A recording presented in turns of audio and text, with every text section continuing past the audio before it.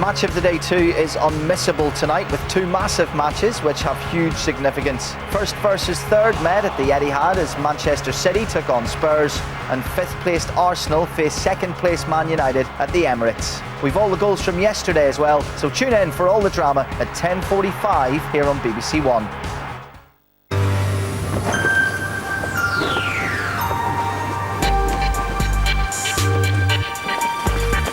First on BBC One, the Sunday night news now with Clive Myrie.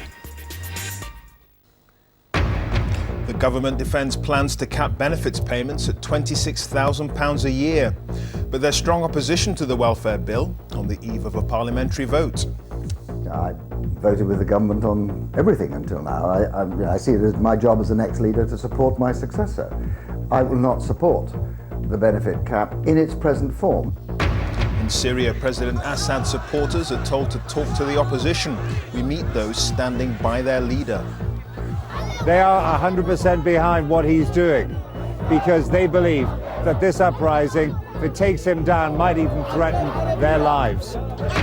And a place in history, but not the record books, for the world's youngest solo round-the-world sailor.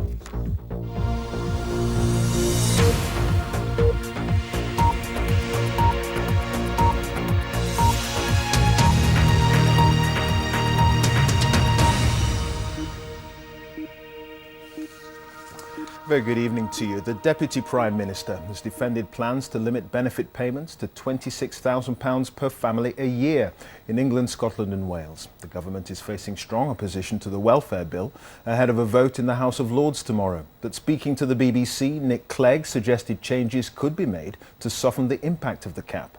Here's our political correspondent, Robin Brandt. Welfare accounts for the biggest slice of the government's yearly spend, around £195 billion.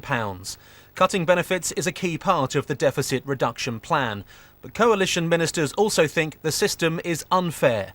They say it doesn't do enough to encourage people to find work. So they want to bring in a cap of £26,000 a year, the average family income. No household will be able to get more on benefits. Around 50,000 families could lose out. If Parliament approves, the changes kick in April 2013. Critics have claimed children could be the hardest hit, particularly those from big families. And opponents on the government's own side want help for them, or they'll try to block it. I'm not against a benefit cap, I'm in favour of one. But these provisions, as currently drafted, as they will appear before me or us in the House of Lords on Monday, I cannot support. If the government brings into operation those transitional measures that I know Nick is arguing for, and Mr. Duncan Smith has promised us, that might be different. With people from his own benches lining up to challenge the changes, the Deputy Prime Minister has promised to help those affected. Ian Duncan Smith has said we'll look at the transitional arrangements. There's a lot of detail involved in that. A lot of that is not fully decided or resolved yet. But the central principle that you can't on benefits earn more than you would if you went out and earned £35,000 before tax, I think is one that most people in the country recognise as a good thing. Those transitional arrangements could be crucial. Government sources say it could mean extra intensive help finding work over the next 12 months before the cap comes in. But I'm told families and children facing real hardship would still get support from the state.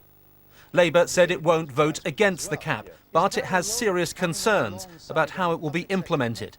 Well, we've said, in principle, we don't have an issue with the benefit cap, but we would seek to implement it in a fair way, and not in a way that ultimately could potentially cost more to the taxpayer. The government's insisted it's not trying to punish families who rely on benefits, but it does want more parents in work, so it can tackle what it claims is a dependency that's spiralled out of control. And Robin joins me now live from Westminster. One of the key issues, Robin, surrounding the debate over the welfare bill seems to be whether or not child benefit will be part of the cap. Yes, I think there's no doubt that what the government is trying to do to the welfare system is highly ambitious, but it's also highly controversial, so much so that in recent weeks some of its proposals have been rejected by the House of Lords here in Parliament. So there is talk of concessions, there's talk of compromise ahead of the vote tomorrow. We're hearing about talk possibly of a delay in implementing some of these changes, talk about taking the child benefit out of the eventual calculation. Although I have to say even people like Paddy Ashdown believe that that would leave the bill meaningless, in his words. Some details are emerging tonight about what Labour may be proposing tomorrow. I think they're likely to say the benefit cap